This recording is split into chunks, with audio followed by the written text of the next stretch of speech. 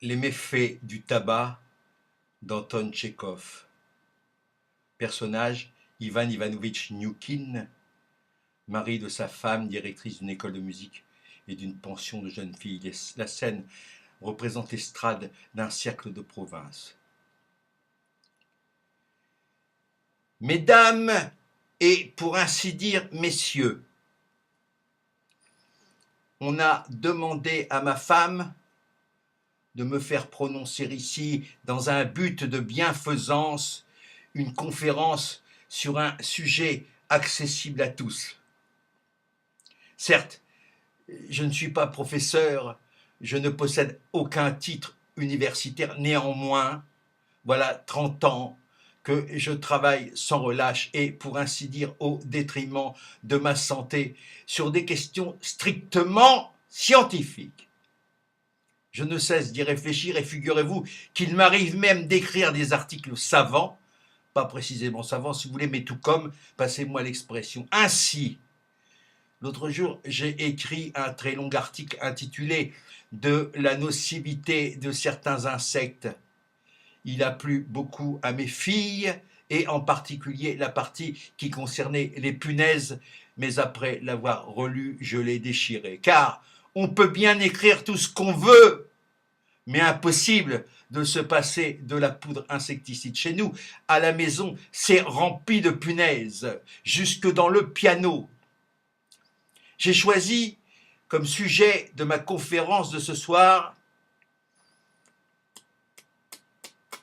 le danger que représente pour l'humanité l'usage du tabac.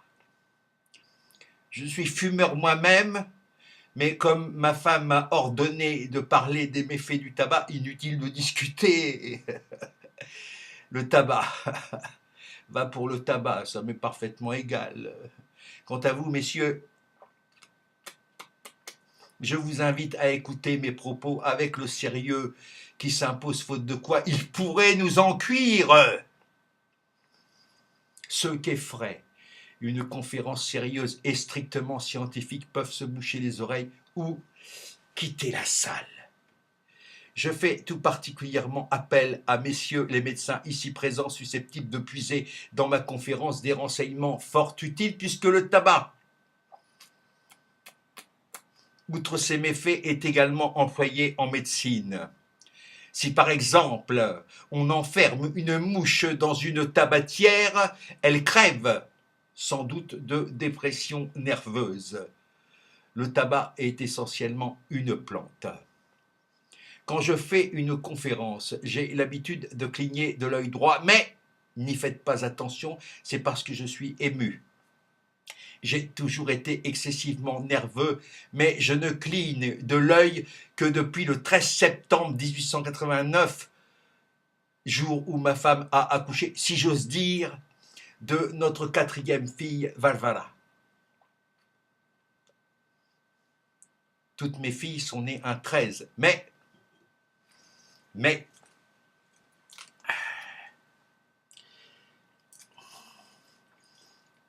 ne nous écartons pas du sujet, notre temps est limité. Je dois tout de même vous dire que ma femme dirige une école de musique et une pension de jeunes filles, c'est-à-dire pas une véritable pension, mais tout comme entre nous, bien que ma femme ne fasse que pleurer misère, elle a mis de l'argent de côté, quelque chose comme 40 ou 50 000 roubles. Quant à moi, je n'ai pas un copec, pas le rond, mais à quoi bon en parler? Je suis préposé à l'économat de la pension, c'est moi qui fais les provisions, qui vérifie les comptes des domestiques, qui note les dépenses, qui fabrique les cahiers, qui extermine les punaises, qui promène le petit chien de ma femme qui attrape les souris. Hier soir, entre autres, je devais remettre de la farine et du beurre à la cuisinière car on avait l'intention de faire des crêpes. Eh bien, voyez-vous, ce matin, les crêpes déjà cuites, ma femme rapplique à la cuisine et nous annonce que 3 de nos pensionnaires n'en mangeraient pas. Elles avaient les glandes enflées. Nous avions trop de crêpes. Que fallait-il faire? Ma femme a d'abord ordonné de les porter à la cave, puis, après avoir mûrement réfléchi, elle m'a dit « Tu peux les manger toi-même, épouvantail !» Quand elle est de mauvaise humeur, ma femme m'appelle épouvantail, ou encore vipère, ou encore Satan, comme si je ressemblais à Satan. Elle est toujours de mauvaise humeur. Ces crêpes, je ne les ai pas mangées, je les ai avalées sans mâcher. C'est ce que je suis, c'est que je suis continuellement affamé. Hier soir, par exemple, elle m'a privé de dîner. Toi, espèce de béné, a-t-elle dit, pas besoin de te nourrir. Mais, euh, euh, euh, à force de bavarder, nous sommes légèrement écartés de notre sujet. Poursuivons. Je suis bien persuadé que vous aimeriez mieux écouter une romance ou une quelconque symphonie ou un air d'opéra. Nous ne broncherons pas au plus fort de la bataille. Je ne sais pas d'où c'est tiré. À propos, j'ai oublié de vous dire. À l'école de ma femme, en plus de l'économat, je suis chargé de l'enseignement des mathématiques, de la physique, de la chimie, de l'histoire, de la géographie, du solfège, de la littérature, et ainsi de suite. Pour les leçons de danse, de chant et de dessin, ma femme exige un supplément, bien que ce soit encore moi qui enseigne ces matières. Notre école de musique se trouve dans la ruelle des 5 chiens, au numéro 13. Si j'ai raté ma vie, c'est sans doute parce que nous habitons au numéro 13, puisque toutes mes filles sont nées un 13, et il y a 13 fenêtres à notre façade. Mais à quoi bon en parler ? Pour tout renseignement, vous pouvez vous adresser à ma femme à toute heure. Et si vous voulez un prospectus de l'école, vous en trouverez chez notre concierge à 30 kopecks l'exemplaire. Tenez mon lapin, par exemple, voilà, ici, comme ça. Moi-même, je peux vous en céder quelques-uns si vous désirez. 30 kopecks l'exemplaire, qui en veut, hein, 30 kopecks. Bon, allez, 20 kopecks. Bon, non, ben c'est bien regrettable. C'est bien regrettable. Oui, notre maison porte le numéro 13.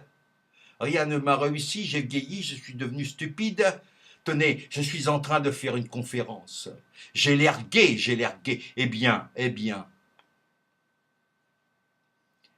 Eh bien, pourtant, j'ai envie de hurler de toutes mes forces et de m'envoler n'importe où, ou au bout du monde. Et personne à qui me plaindre, non, c'est à pleurer. Vous me direz, et vos filles? Eh bien quoi, mes filles? Il suffit que je leur parle de tout ça pour qu'elles éclatent de rire. Ma femme a 7 filles. 7 filles. Non, excusez-moi, 6, je crois. 6. 7. Anne l'aînée a 27 ans et la plus jeune 17. Messieurs, messieurs, messieurs, messieurs, je suis malheureux et je ne suis plus qu'un imbécile, une nullité, mais au fond, vous avez devant vous le plus ravi des pères. C'est bien comme ça que ce devrait être, n'est-ce pas? Et comment dire le contraire? Ah, si vous saviez. Je vis avec ma femme depuis 33 ans, et je puis l'affirmer, voilà les meilleures années de ma vie, c'est-à-dire pas les plus heureuses, non, mais tout comme elles se sont écoulées comme un seul instant de bonheur à proprement parler, et que le diable les emporte. Mais elle n'est pas encore arrivée, je peux parler librement. J'ai terriblement peur. J'ai peur quand elle me regarde. Oui, qu'est-ce que j'étais en train de dire? Si mes filles tardent à se marier, c'est sans doute parce qu'elles sont timides et que les hommes n'ont jamais l'occasion de les voir. Ma femme ne veut pas donner de soirée. Elle n'invite personne à dîner. C'est une dame très méchante, très avare, très acariâtre. Comment voulez-vous que quelqu'un mette les pieds chez nous, franchement? Mais je peux vous confier un secret. On peut voir les filles de ma femme, les grands jours de fête chez leur tante, Natalia Semenovna, oui, celle qui souffre des rhumatismes et qui porte une robe jaune à pois noirs. On jurerait qu'elle est saupoudrée de cafards. Chez elle, on vous servira des hors-d'œuvre et quand ma femme n'y est pas, on peut même s'envoyer un petit coup de vodka. Hein? Je peux bien vous l'avouer, un petit fer suffit à me griser, alors j'ai le cœur si léger, si triste en même temps. Vous n'imaginez pas.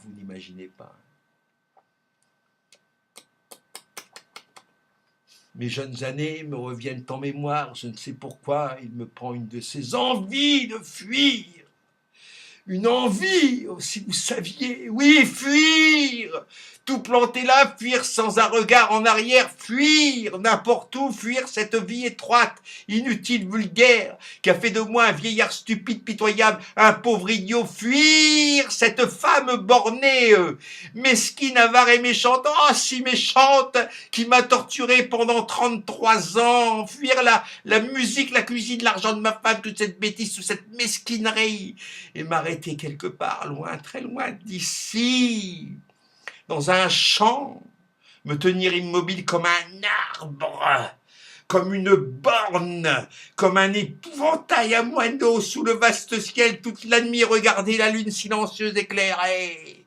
Oublier, oublier. Oh, comme je voudrais plus me souvenir de rien, arracher de mes épaules cet habit tout usé, dans lequel je me suis marié.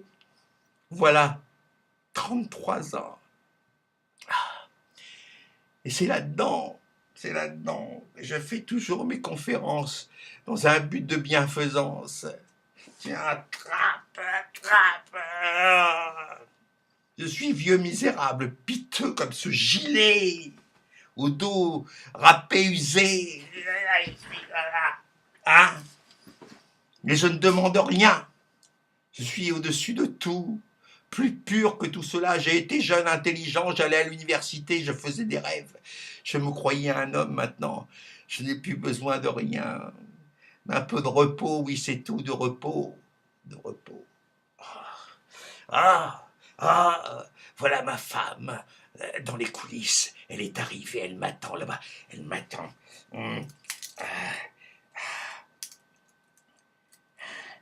Ah oui. L'heure est déjà passée.